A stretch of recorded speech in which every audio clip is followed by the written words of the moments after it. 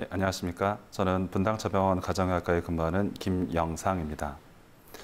과거에 걷기란 일반적인 이동 방법으로서만 인식되었던 반면에 현재에는 건강에 도움이 되는 운동으로서 인식이 되고 있습니다.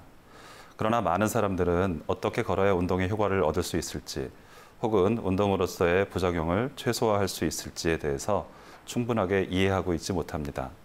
따라서 오늘은 어떻게 걷는 것이 건강에 유익할 것인가, 그리고 올바른 걷기의 방법은 무엇인가에 대해서 말씀드리도록 하겠습니다.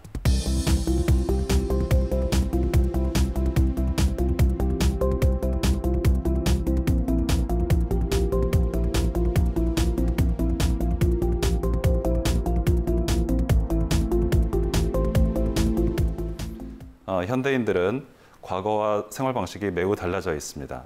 따라서 좌식 생활이 많아지게 되면서 운동 부족에 시달리는 사람들이 많아지고 있습니다. 직장인의 운동량에 대해서 설문조사를 시행한 적이 있었습니다. 이 설문조사에서는 일주일의 평균 운동 횟수가 불과 1.6회에 불과하였고, 운동을 아예 하지 않는다는 사람들이 36.8%로서 가장 높은 비율을 차지했습니다. 따라서 추가적인 운동이 반드시 필요하다는 것을 알 수 있었는데요. 누구나 쉽게 할 수 있는 걷기를 운동으로서 시행하는 것이 강력하게 추천할 수 있는 일이겠습니다. 그렇다면 걷기가 건강에 어떠한 영향을 미치는지 말씀드리도록 하겠습니다. 많은 분들이 막연히 운동을 했으니까 건강에 좋을 것이다 라고 생각하시는 분들이 많은데요.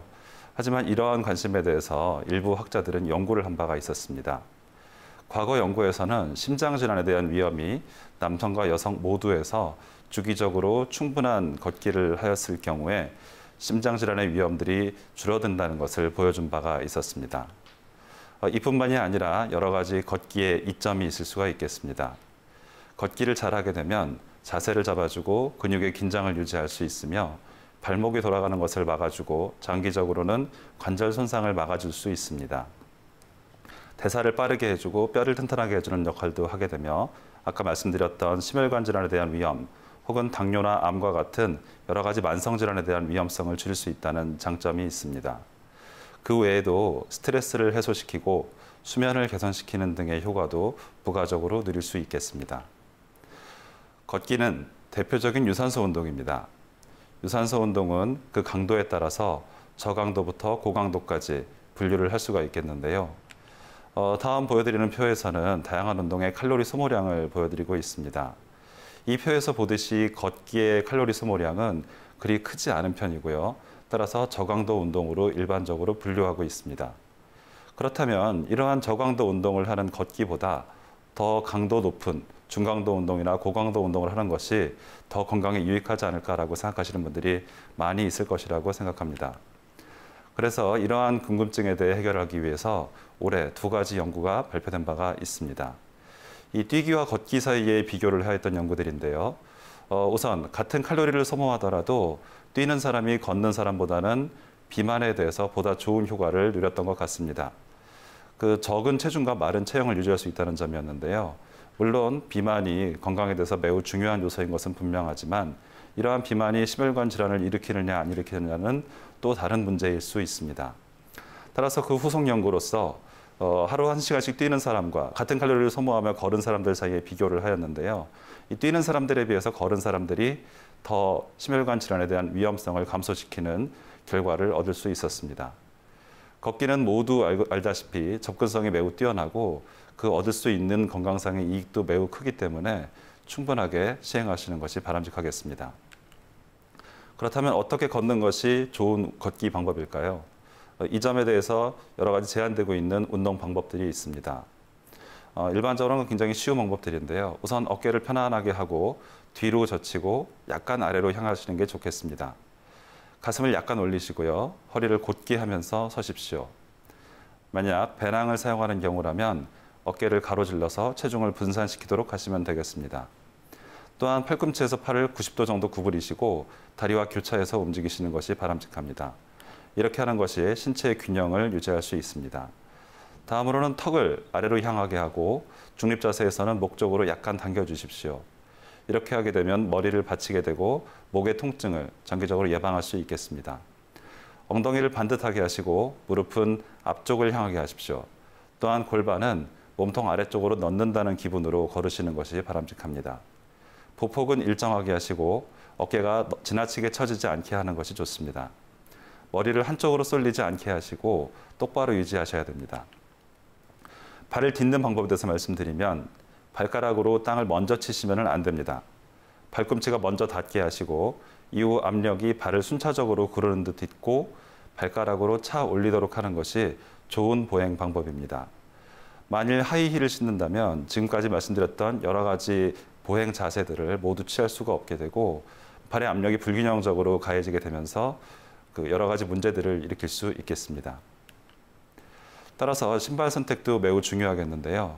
좋은 신발이란 발꿈치를 싸주고 발 전체를 안전하게 보호하며 발 아래쪽으로도 충분한 지지를 해줄 수 있는 것이 좋겠습니다. 그렇다면 이러한 걷기 운동도 잘못한다면 일부 손상을 유발할 수 있겠는데요. 걷기 잘못으로 인한 손상에 대해서 말씀드리도록 하겠습니다. 걷기를 잘못한다면 신체의 불균형이 초래하게 됩니다. 따라서 이러한 불균형을 보상하고 몸을 지지하기 위해서 근육에 불필요하게 강한 힘이 가해질 수 있습니다. 이로 인해서 근육통이 발생할 수 있고요. 허리나 무릎, 발목 등과 같은 관절에도 문제를 발생시킬 수 있습니다. 그렇다면 어느 정도 걸어야 될까요? 물론 상황에 따라 다릅니다. 하지만 일반적으로 권고되는 사항을 말씀드린다면 제대로 된 자세로 일주일에 3 내지 4회 정도, 30에서 45분 정도 빠르게 걷기를 추천할 수 있겠습니다. 숨이 약간 차지만 대화는 가능한 수준이 적절한 페이스라고 보시면 되겠습니다. 그렇다면 이에 대해서 조금 더 설명을 드린다면 우선 걷기를 어떻게 분류하는지를 말씀드리겠습니다. 걷기는 속도에 따라서 분류를 할 수 있겠는데요. 어느 정도는 빠르게 걸어야만 운동의 효과를 누릴 수가 있겠습니다. 우선 시속 5km 정도 이상은 걸으셔야만 심폐기능의 향상을 기대할 수가 있습니다. 또한 시속 6km 이상 정도를 걸어야만 유산소 운동 능력을 향상시키고 심혈관계 질환의 예방과 치료를 추구할 수 있겠습니다. 그렇다면 얼마나 오래 걸어야 될까요?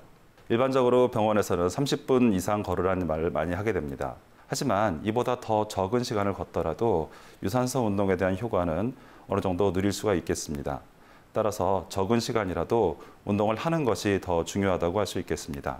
그러나 1시간 이상을 강도 높은 운동을 숙련되지 않은 사람이 시행하는 경우에는 부상의 위험이 있고 근육 내에 젖산이 쌓일 수가 있고 발생한 활성산소가 잘 제거되지 않을 수 있는 여러 가지 부작용들이 있을 수 있겠습니다.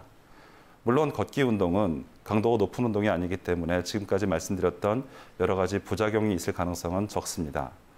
그러나 숙련의 과정을 필요로 하고 강도를 낮추었다 높이기를 반복하신다면 1시간 이상을 운동한다고 하더라도 추가적인 건강 이익을 얻을 수 있을 것이라고 생각됩니다.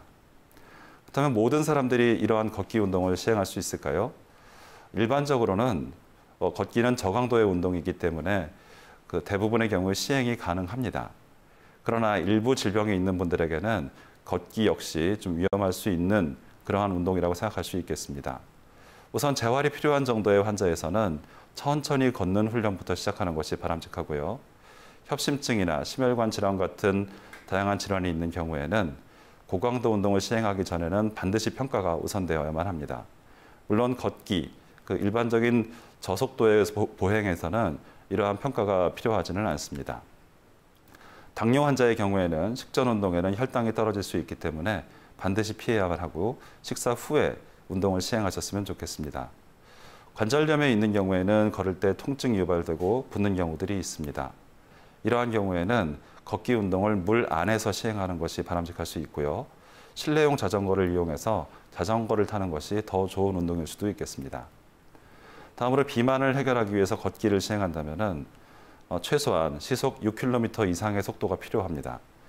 또한 걷기뿐만 아니라 뛰기를 반드시 병행하는 것이 비만을 해결하고 체중을 감량하는 데 도움이 될 수 있겠습니다. 지금까지 걷기와 건강 그리고 올바른 걷기 자세에 대해서 말씀을 드렸습니다. 걷기는 누구나 할 수 있고 건강에 이익이 큰 대표적인 유산소 운동입니다. 적절한 방법으로 걷기를 시행하신다면 운동의 효과도 크고 부상의 위험도 줄일 수 있기 때문에 적절한 방법으로 걷기를 시행하신다면 운동의 효과도 크고 부상의 위험을 줄일 수 있겠습니다. 일주일에 3에서 4회 정도, 30에서 45분 정도로 운동을 시작하시고 숙련도에 따라서 강도와 빈도를 늘릴 수가 있을 것입니다. 만약 질병이 있는 경우라면 더 주의를 요한다는 점도 절대 잊지 않으셨으면 좋겠습니다. 감사합니다.